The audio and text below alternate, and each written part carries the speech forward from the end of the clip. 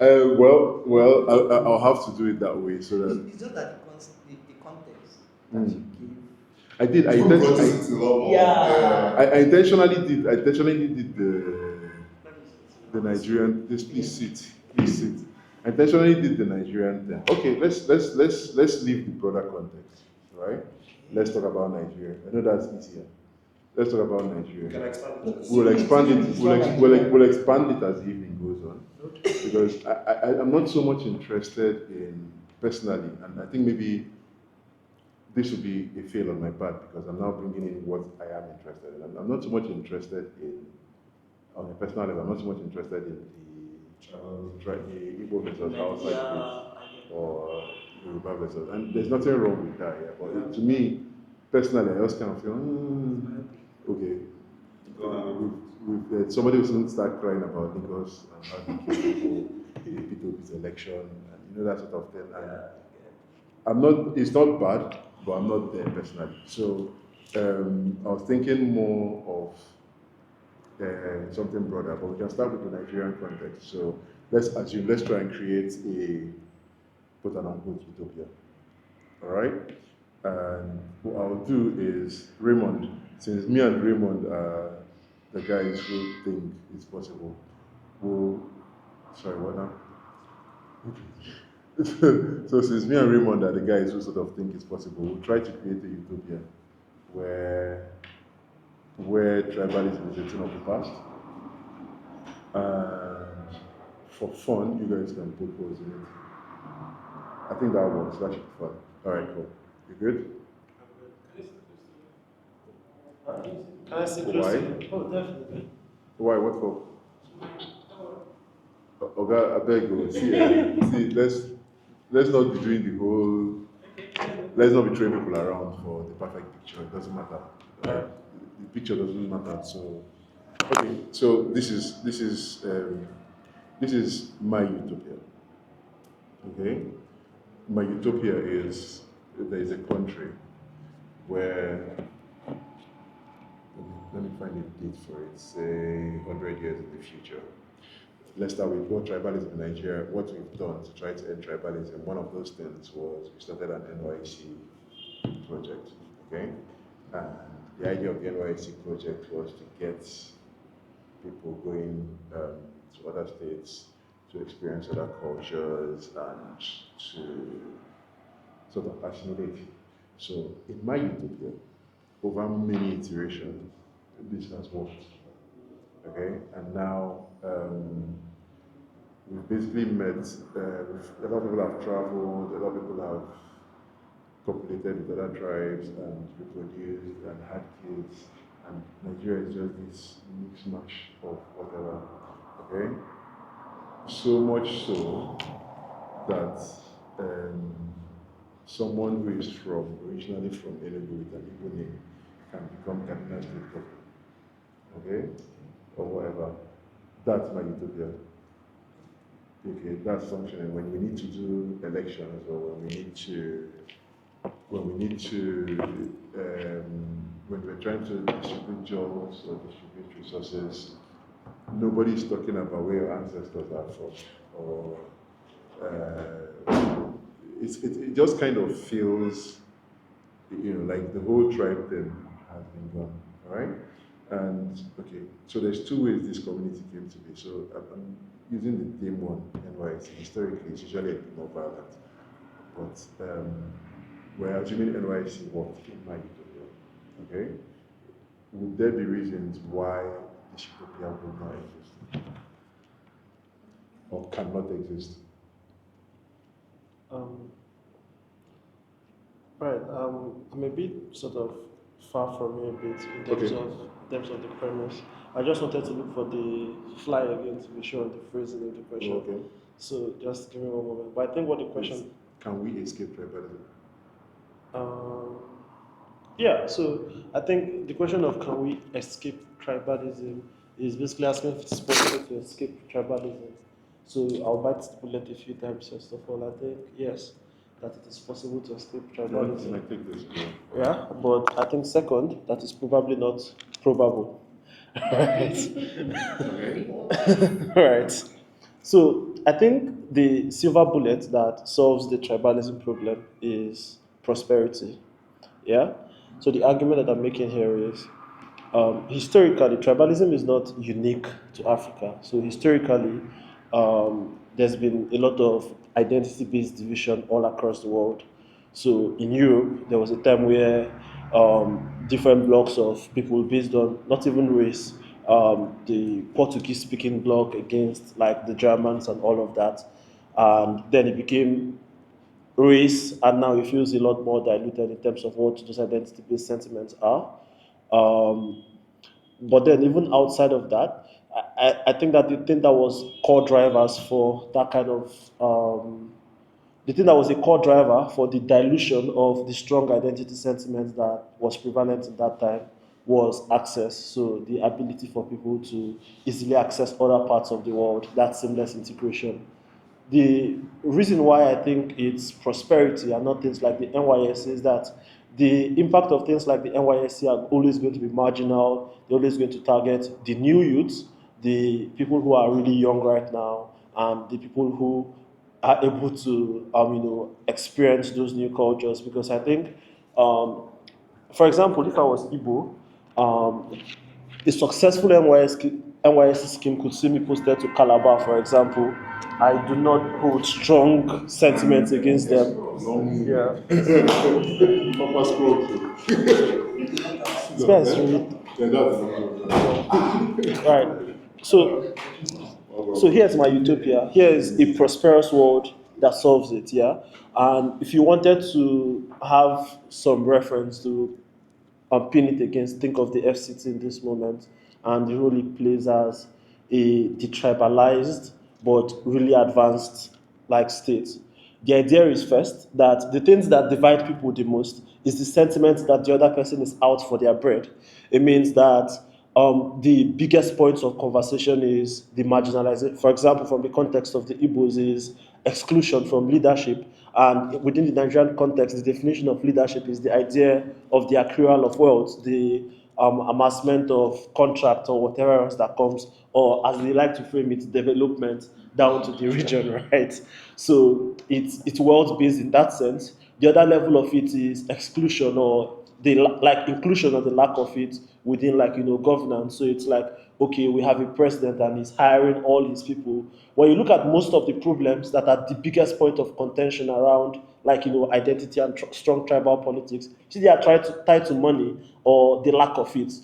I think that in a world where people first are no longer very bothered by the handouts that structural governments provide them, in a world where people can afford more, two things happen. The first is that um, the feeling of need to okay, the phrasing for it is the feeling that your identity as an Igbo or as a Yoruba is something that should play a direct role to how prosperous you are or to what it is you get from your government, from everything else, is going to be reasonably reduced.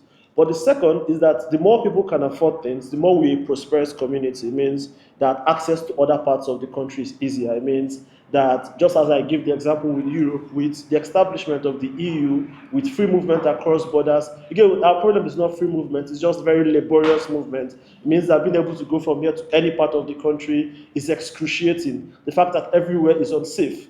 So in a world where we are prosperous, it means we can now safely and more reasonably be able to explore all the other parts of the country. It means that that integration, intertribal marriages, I'm not going to, no matter how much I love a person, I'm not going to go and see them in Meduguri or, right? So in a world where we were more prosperous, I think that I'm trying to make a handful of assumptions here. It means we can move around more freely, we can be less burdened by the things that we demand of our tribal identity to give us, which is jobs or leadership or development in that sense. And it means that in that utopia, people are now more able to connect with themselves without the perception of tribe. And I think that that is what lays the foundation for a world where tribalism is, in the best case or in the worst case, really diminished. So, come on, pass the. So, okay. So I don't think it's possible because the human mind is not like that. So once there are concepts of identity, there are concepts of similarity. The fact that um, my color is closer to yours than this guy's color. The fact that I have an ego. This person has an ego. Yeah, I don't think because if you're doing NYC, for instance, you're trying to melt tribes. You start creating tribalism based on states. So it can't go away. There's always grouping. Always going to be a division. Grouping. So even if you're saying, okay, this guy, something like that was happening before the first coup now. And we saw how the coup just released, just showed how delicate it was then. So, but then even considering the whole what you're talking about that could happen in 100 years, it just creates another grouping. So if the grouping is not based on Igbo, Yoruba, could be based on that state thing, like you mentioned, that okay, the governor of this state can be anybody that was originally maybe Igbo. So you start seeing tribalism based on states. Then again, you have a country. There's tribalism based on country, what we call nationalism. So once there's grouping, it will always be there. There is not something. I don't think it's something that can disappear based on how the human mind works, based on ego, based on the concept of identity, based on the concept of similarity.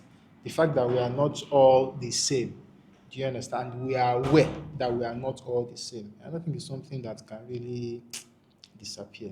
There will always be a grouping. Very safe for us. Yes. Then there will be ultimately we can have humans versus animals. Do you understand? So, exactly. So there's no level, like there are different levels sleeping. There's no way we are going to I don't think it's going to like disappear like completely. Michael was thinking. Pass the mic to him, just anyone who's talking. All right. So, John, you're so for me, I think I'm going with him. It's possible. going with. Yeah. Okay. Yes.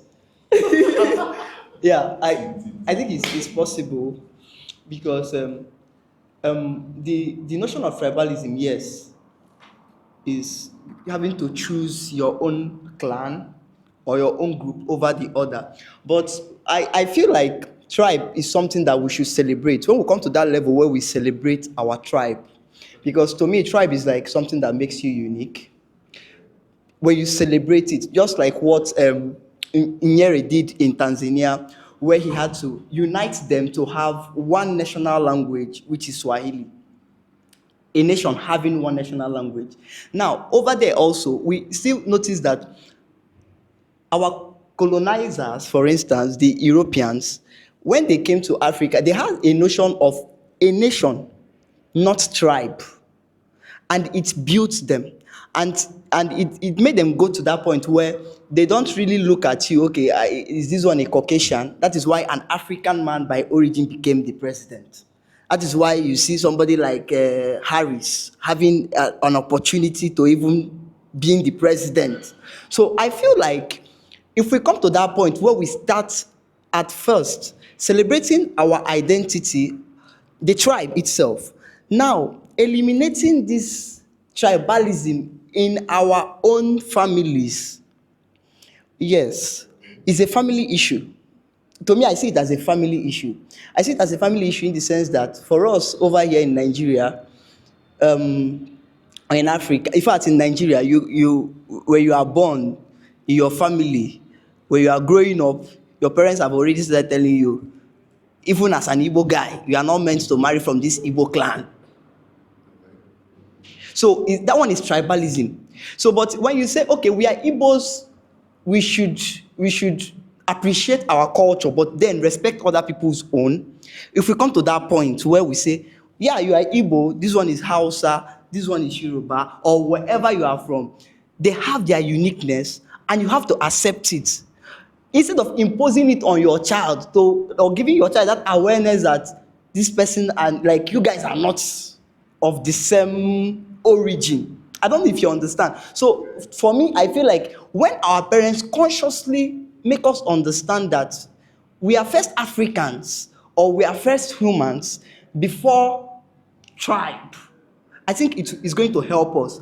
Another thing is this: when we as a country or even the government come together and say, see, if you want to fill a form, take away state of origin. If we come together as a country, maybe the Senate say, take away state of origin, take away tribe, take away state of origin.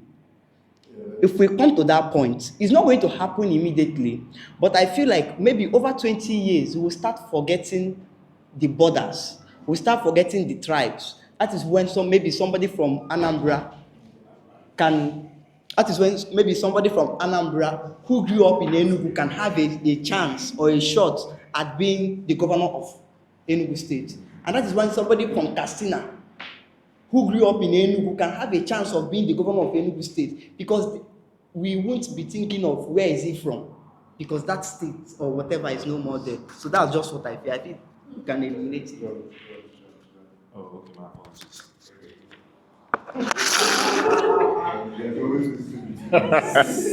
Sexual tension. Wow. Oh, come on, bro. What the fuck? I beg you. See what you will. Okay. As in, why? Like, why? Who is gay?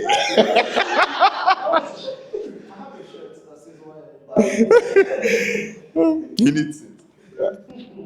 So, I want to start by saying I am with Victor. I don't think it's possible. Because two things are intrinsic in any human social gathering, and that is hierarchy and grouping. Wherever there are two or more people gathered, a hierarchy forms and grouping forms, either male or female, children and adults, yellow and black, something, a grouping always emerges, And with the socioeconomic history of sub-Saharan Africa, especially our geography forced us into very tiny small clans, because we could not develop a highly industrialized economy, at least, let's say, large-scale farming economy like other parts of the world. So we had to resort to smaller communities that are workable, So, and that kind of made us a cesspool of different groups, even within the Igbo ethnicity. There are several languages that are almost unintelligible. If an Abakaliki person speaks that, you have no clue what they are saying. So, and then that grouping, when it comes to politics, is latched onto by politicians, because it's one of the most effective way to hold on to power. It is the same all over the world. In India, the Indian caste system plays a huge role in their politics. In fact, political parties form along caste lines. You're not going to vote this person down. That's not my caste man. I'm going to vote for my caste for our own sort of, interest. Politicians somehow convinced people that the interest of your tribesman or your caste man who is a politician is the same as yours.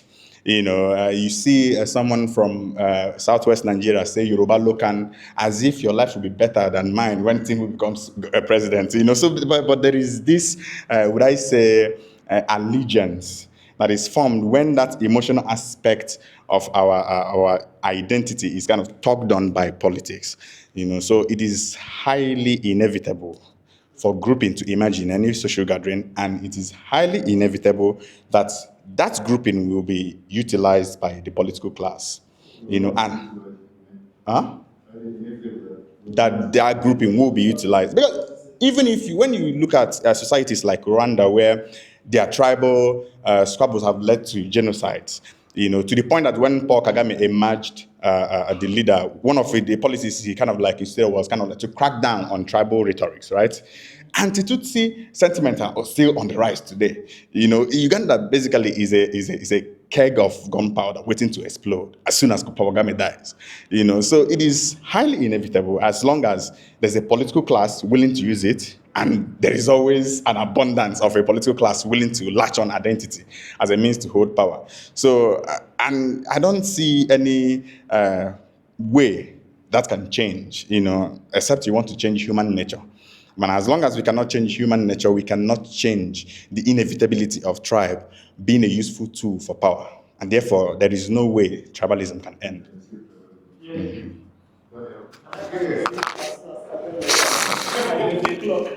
Oh yeah. I'm not even going to go political. I don't think that it's possible for tribalism to end. And I don't know whether this is the time to, expand upon, go back. Okay, cool. I think just for the fact that we want to understand who we are and we want to resonate with the things that resonate with us, like friend group. I don't think I can be friends with this kind of person. I don't like the way they talk. I don't even like the way they dress. I don't even want to be associated with this person. Just based off of that fact, there will always be groupings. In usually they say like our differences are our strength, and I also think that is also the reason why we'll always stay the way we are. If I can see the difference in you and feel like okay, we are not the same, that is always going to put me in a group that is like different. Like I think that's just human nature. You too. So this is the order, right? It's you, then you. So okay. But I just wanted to make a comment. So you were, and it's this, you're drawing us all the way back to what we were saying. Sorry, I was with you before, but I was really with them. Like, no, everybody was here knows. Like, you were the only one. You were the only one, and you were lonely, and I just wanted to, be on your side. And it was really hard for me to. It was really hard for me to talk about what I don't really believe in. But, but I think there's a way you can achieve how it has been achieved before. So, but it's not. You're not going to like it, and it's by force. So when you were talking about that, what made tribalism die in Europe and all was everybody got access to good stuff. I think you're skipping a lot of violence, and a lot of Rome conquering Britain and killing everybody there, and a lot of one country or one religion massacring everybody, having everybody over time beginning to think in a certain way, such that many years later. So you find I had a discussion with someone where he's this guy who believes, these people who have this belief in this Pan-African dream, how all Africa will be one, blah blah blah. And I was telling him that if you really the thing that united Africa the most, hate it as much as you like, were the colonial masters. Yes. You can hate what they did, but there are things they gave us. So one is common language by force, common religion by force. So if you imagine an Africa where, or in Nigeria, let's not do Africa, in Nigeria where there was never a British invasion and forcing everybody to have this sort of system, right? I don't know, the guy who is somewhere in Abu community doesn't know about another guy in just Yoruba land that is not far. I don't know if you get, like, they may never have met. You could have, the way we lived in communities then is you could have lived your whole life inside Bognike or whatever. You might not even know that people you might know, like, maybe there is like this random thing that you hear that there's people who call themselves Owere people, that the only person who has met them is one of your uncle that likes to travel and sell something there and comes around like once every 6 months. You understand that maybe there is just that guy in your village that knows that there are Owere people somewhere, but all you know is Nike people. And do you get what I mean? Like, you wouldn't have known all this, but then when suddenly some white guys come and they start telling you that, you see here, this place you live in, it is Nigeria. That's what we call it. You guys now have to pay tax to something called a central government somewhere. So all these things you don't like them. Someone is forcefully uniting you.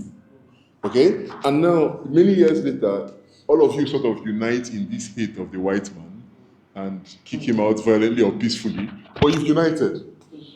And suddenly you now have a Nigerian identity.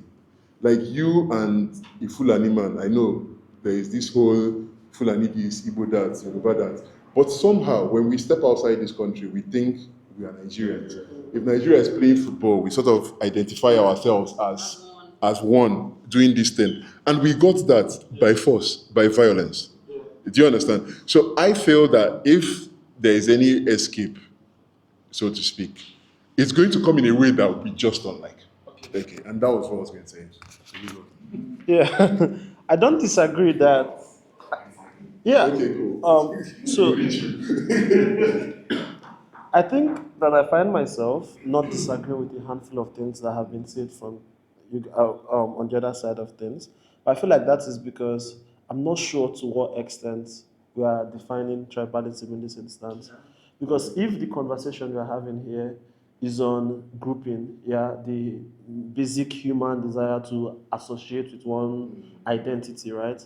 Then I think that we should not be having this conversation. I think that the conversation of tribalism we're having here is tied to the idea of the impact of tribalism, which is prejudice against people, right? The division, the disruption that comes with tribal identity politics, yeah? So it's if the conversation is will I always see myself Igbo, and when I see someone will I identify with them because they are Igbo?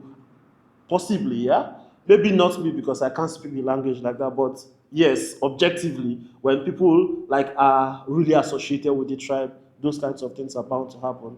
What I thought, and again I could be wrong, is that the conversation only makes sense from where tribalism is something that needs to be solved. So even though we can have a conversation as to whether it can be or it cannot, but it's something that needs to be solved because the version of it that I have just defined now is not something that needs a solution. I think it's something that happens, like you said, based on gender, based on age groups, the idea of association and those kinds of things, which is naturally human. But back to the conversation on if it is possible, right? Because I made a concession at the start. I don't disagree that it is improbable. My argument is that there is a world, there is a utopia where it is possible. And that utopia is a world where we are insanely prosperous. Let me explain in sort of response to the conversation around how we possibly need force. I agree that 100 years ago it was necessary for us to use force, yeah? Because the biggest differentiator for different societies in that time was how strong your army was or how powerful it is you were and those kinds of things. So that became a like differentiator. Today, if those kinds of like attempts were going to be made, if the US was trying to impose their ideals on us, they would not be coming here with arms, they'll be coming here with money, right? Because we are now in a world where money and those kinds of things are the things that make the ultimate difference. Sorry? Well, I don't agree. I mean, like, very, like, if we're talking recent history, then you see that. Well, the difference, that's the issue. I agree with you, right? I agree with you, but the issue here is that. The first invent, then you come to See, fashion is the first. no, I think. Let's understand. You have your time. I think we sort of have to stay within the context of like what is the base of this conflict here. So when we have territorial conflict, which is the like thing happening between Russia and Ukraine, it's a bit like trickier. But if it's ideological, like I want to impose my ideals or what I perceive to be right or wrong, then it's a bit trickier, right? We've seen it with how like China has over the last 2 decades attempted to significantly impose their way in the sense on Africa through like a lot of arms giving and like rent giving and those kinds of things. But what I was saying is that when you look at Nigeria, just from the lens of what the biggest dispute factors are on the basis of tribe, when we have my Lagos, not your Lagos, it is on the premise that other people from other tribes come to Lagos to take from the locals, to take their jobs, to take their houses, to take the things that it is that they have. In a world where we are prosperous enough, first, for the need to migrate to Lagos to no longer be a necessity, where I can be in Kaduna and be in Katsina. Now again, you are looking at me as if it's not possible. I probably agree, it's improbable. The point I'm making is that in a utopia where it is possible, then we are definitely going to overcome tribalism. Can I ask you a question? That's just a question while it's there. All right. So the question is, so your premise is in a world where we are all prosperous. Yep. Do you think that world is possible? I think it is probable. The probable. It can have the probability. If you mean probability, by probable, you mean probability is high. No, I mean that there's a probability that it occurs. So the idea of an impossible thing is something that there is no chance of it happening. All I'm saying is we have a chance that this happens. Maybe it is a low chance, but it is a chance. Do you think there's a world that is that prosperous now? Sorry. Well, yes. Where? You do? Like non No, Nigeria. no, in your view, do you think that there's a place that is that prosperous? Yes. No, currently. No, hold on. Where? Yeah. So and I'm going to rebut the thing you want to say before you say it, right? How do So you know? I know because I know where we are driving to. Where we are driving to is that even the most prosperous countries of the world are still divided on the basis of identity. No, okay, well, that's Yeah. that's how you know. Yeah, I did know, right? Exactly, because that is what he was going to say, right? So what's your response? The response to that is that the things that divide them on the like are more ideological now, right? So you're going to see a black man that is going to be shouting "fuck Kamala" because he's more obsessed with the ideology of him being a superior person than the fact that he identifies, like with Kamala on the basis of their ethnicity or those kinds of things. All right, fair enough. Sophia first. All right. Okay, so Sophia, then I can just keep this here, right? That's do I have yeah, to? but you be yeah. No, Sophia, yes. All right. Long one.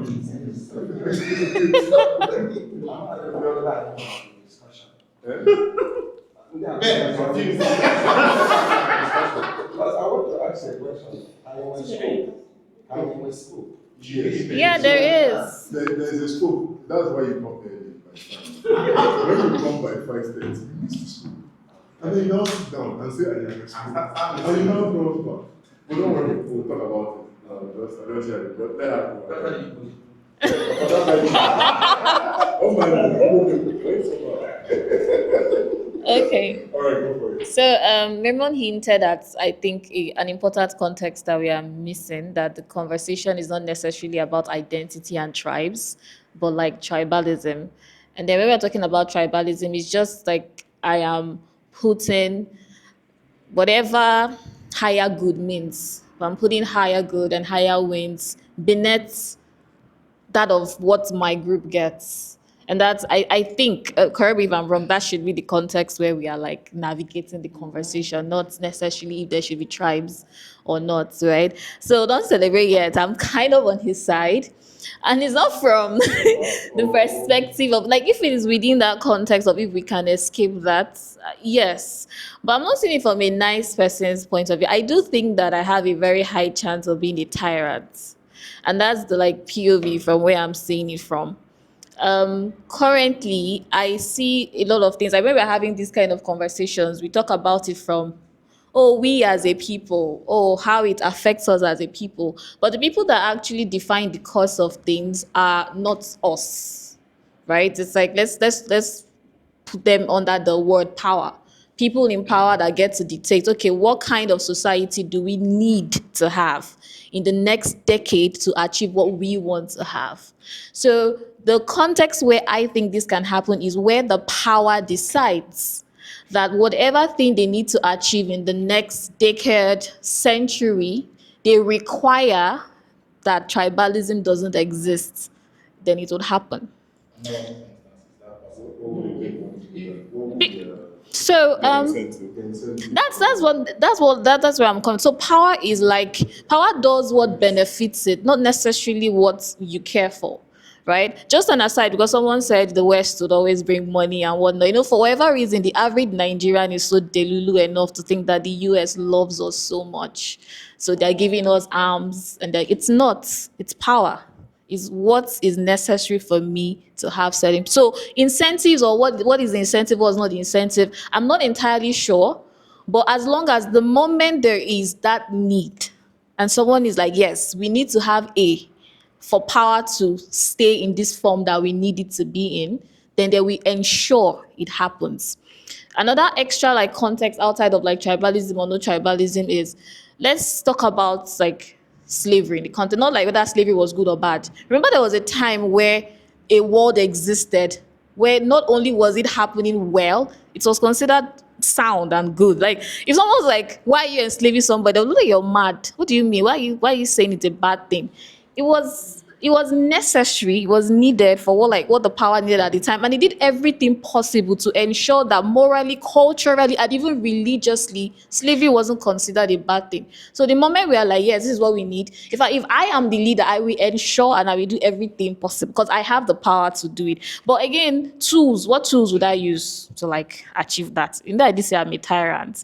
There will have to be some level of force. Because it's when you begin to give people the option that they have choices and their opinion matter, that's when they now think that they can start talking to you. It's true. Like when I tell you that, okay, yeah, you have freedom of speech to say what I want to hear, right? Then you work within that confines. Then, of course, another major tool is education. And we don't want to go into that deep dive. Who you are as a person right now, and a lot of things you believe to be right, you were taught. We like to believe that we were innately made to be so. But like 80% of your principles, your ideologies, whether you lean left or right, I don't even know if you have left or right in Nigeria. No, we don't. Do you understand? So, Even when you don't know whether you're left or right, you're actually left or right. do you, Yes. Let me even tell you, even the type of church you go, the clothes you wear, the things you want to say, the places you want to be to, are actually left or right leaning. yeah, you're heavily conditioned to go either way. But where I was just coming around in education wasn't created to teach you physics.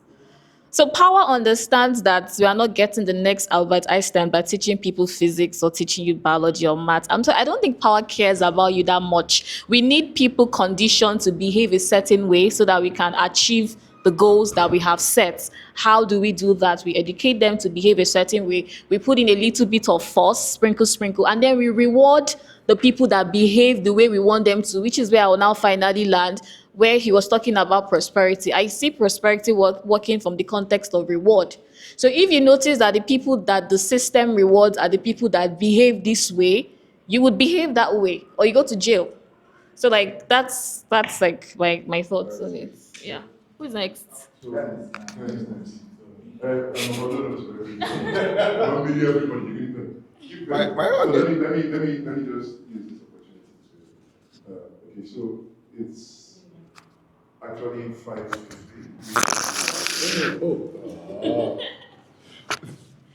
This was not necessary. This is just housekeeping. Let him. I was just going to say something now. What I'm saying. This is the video. Anyway, so. What's up? Okay. Okay, so cool. Where was I? Quick recap, right? It's 5:50, so very soon we'll be going for a bit of a break, refreshment break, and then get to. Sorry? A little break. Yes, there's drinks and stuff, yes. So there's refreshments for us. It's not the same as Village Bistro. So there's like a set refreshment here. Right? Alcohol is supposed to come. I'll tell you the story of alcohol later. So, It's his problem. oh, it's a John problem, and it's not a problem anymore. So, where were we? That will happen later. But the point is, I was trying to bring you up to speed. So when we started, what we're trying to talk about tribalism is, it's not actually so much Nigeria, the tribes of Nigeria, and whether being grouped as Igbo and Igbo fighting Hausa and Hausa fighting Idoma and whatever, whether it's something we want to escape from per se. It was more the idea of people grouping and having in groups versus out groups and how we think, okay? And whether we can escape from that way of functioning, where part of the things that help you make decisions are whether they align with your group. And initially, it was about where I wanted to start the conversation from initially was about whether we could have a utopia where there are people who think maybe the decisions are made more, I don't want to say more rationally, because even tribal decisions are rational considerations in a sense, but where decisions are made without so much leaning to what does my group gain and that sort of thing, all right? But then to make it easier for us to kick into the conversation, we decided to start with the example of Nigeria and our tribal situation. Do you understand now? So that's why when you hear some people saying things like it's not possible for us not to have hierarchy and in-group and out-group, and then someone else saying, so it feels as if it's jumbled, but what we're really talking about is that whole sense of tribal associations and whether we can have a situation where in the future we transcend above that. Okay? So, that being said, here's my opinion. So the question I have is, Is it possible? Is it possible? Perfect. Pause there. Now that we are more in number, how many people believe we can escape tribalism? We did this in the beginning of the life. It's the same thing. This is how we started. So the question is, now you know sort of what we're talking about. Is it possible for us to come to a place where we transcend that in-out kind of bias? Is it possible? Can we escape tribalism?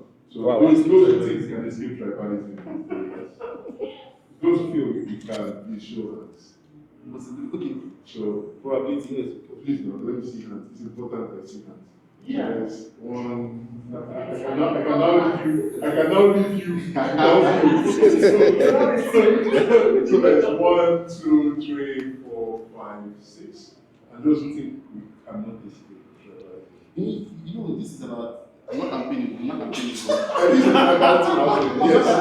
This is what you're saying is that there is zero chance.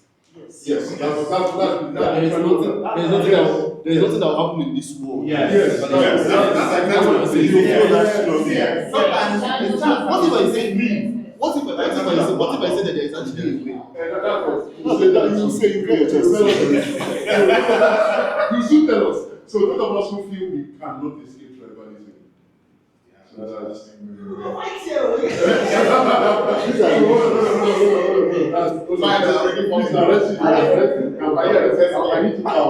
So that's 1, 2, 3, 4, 5, 6, 7, 8, 9, 10, 11, 12.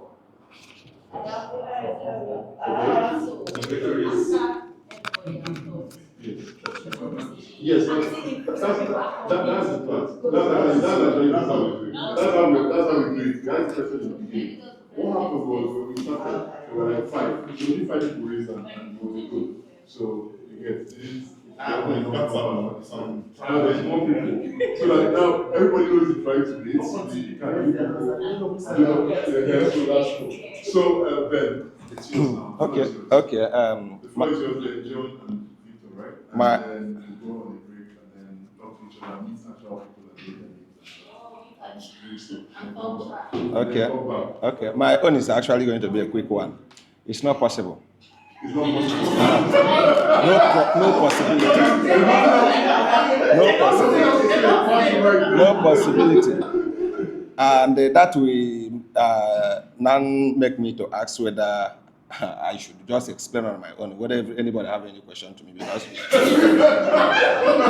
no chance, because okay. Let me now explain to me. Okay. Within the context of this discussion now, we will begin to notice that when we ask, yes, if we want to, like if we can escape tribalism, it's like we're trying to see if we can escape our identity. Anybody is trying to say that must have the same inspiration like George Orwell when he wrote 1984. There is going to be a universal language called Newspeak. Even if we achieve that, the people that have been conquered, even within them be murmuring, we don't have option, but let us keep going. One day we will revolt. We will revolt. Yes, they were saying, one day we will revolt. No matter the level of coercion you use to pass a kind of an ideology on people. One thing, if it's not going down well with them, there must be a time when the elasticity point will just exhaust and the whole thing will break. Why did I say that? Tribalism is like an identity. And every decision we have ever made in this life revolve around it. Whether we are seeing it from the point of a larger social grouping, or we are bringing it down to our family life, there is always this element of self-survival that made us to be selfish. And whether you like it or not, that is the first principle of human existence, survival. That survival will lead you, personal survival, nuclear family survival, extended family survival. Yeah, everything that to extend to that tribal level. So you're trying to escape it or trying to, you may succeed, but I will tell you, it's not going to last. I have a small challenge. But why does it have Okay. to stop in tribal? I have a small challenge with what you say. Okay. Actually, two small challenges. Even you can make it three. They are not very different. So the first challenge is that we have this very ambiguous thing around what a tribe is. So I'm confused because there has to be some control around what we define a tribe as. We can't say, okay, it's the small unit of the family, and then we'll go, oh, it's my friends in this room. So we have to sort of Let's do that. We already have that context. but the We even discussing it as an ideology have made that we have a context. Anything that is not aligned with your group, whether small group or larger group, from what you say, From what I said. yes, it becomes like a group What value. he wants to do is put the problem in the Chong side, such that what kind of tribe are we talking about? So what he means is something like, are we talking about tribes in the sense, like what I think he means? Yeah. Are we talking about tribes? Are we talking about tribes in the sense of maybe people outside Yoruba? Are we talking about tribes in the sense of maybe left-wing versus right-wing politics? Are we talking about tribes, feminist, non-feminist? Those who love president or those who love No, the issue is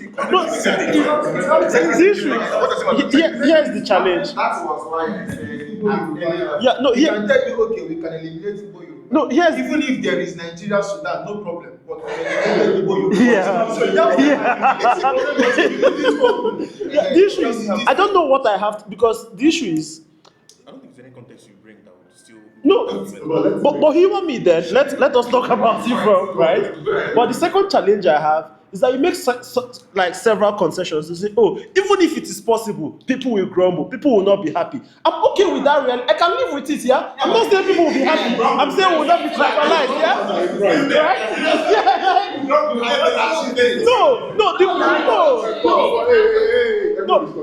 No. So the point I'm making is here. There's two things that we can sort of go back and forth on, which is the possibility and the probability of things.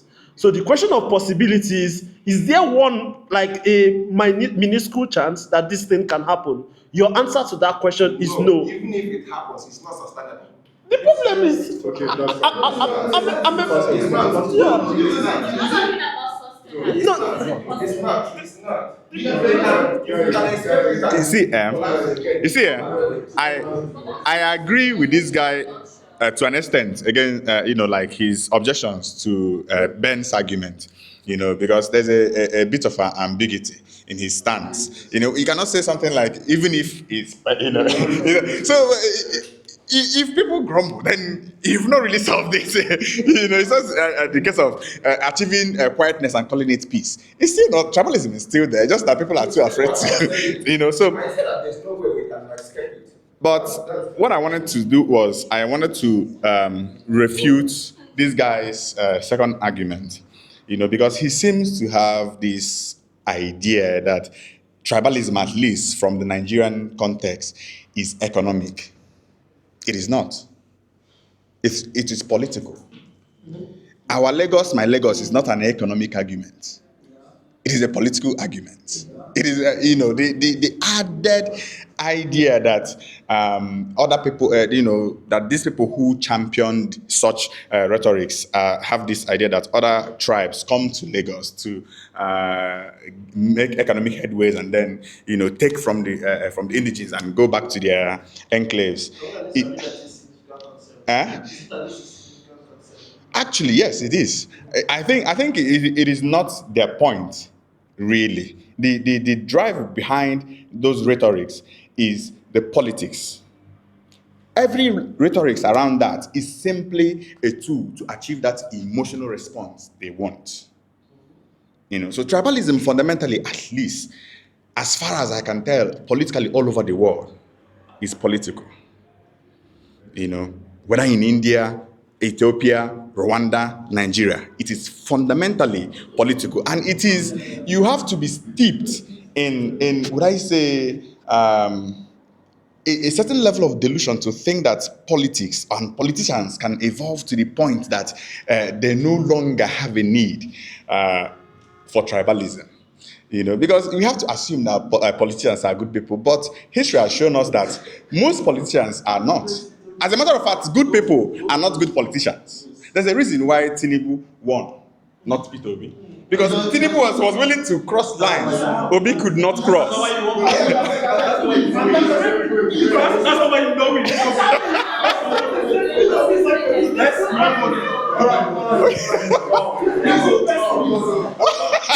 Let's not go into that. No. Wait. All right, thank you very much. Okay. We'll come back. Yes, I think we'll come back. But Victor, I'll have to beg you, all right? We'll come back and you're the one starting. Let me say You want, something. how quickly is he going to be? I want him to speak before I speak. No, he can't. He can't. He can't. Then, hold on. There's only one way he speaks. There's only one way he speaks. So, hold on, pause. Why can't he speak? Let me, can I come to that? Okay, so now, we're supposed to have the drink break. But this is the thing. Victor has the floor. If you want to concede your time for him to speak, then he will speak, and then you will come in after the break. Okay, Or we can, there's two ways. I don't mind. Or we can, okay, that's okay. Or we can leave it, and then after the break he starts and you respond. That way it's together. Yeah, because after the break, I'm just You saying, want him to speak before you do. so that Then that's fine. respond to Okay, that's fine. Then that's understood. So we're going to have a break. I'm going to speak with the guys there. Maybe we'll get some drinks in or what to get. Sorry. Okay, the drinks are soft drinks. Okay, so yeah. Okay, so Daniel said something about alcohol. Our alcohol plug is on the way. The way today is going, I am afraid that our alcohol plug may come so late. You all drive home dry. So, but they are soft drinks. They are soft. You don't drink alcohol anymore. It's a lie. Wow. All right. So I'm going to. We can all. What happens at this point is in other places we used to do what they call the buy a drink break. Buy a drink, talk to somebody, get to know a face, and we'll be back here from New Tribes, and we'll be back here in 10 minutes. That's 6:15. We'll be back here and continue. Yes.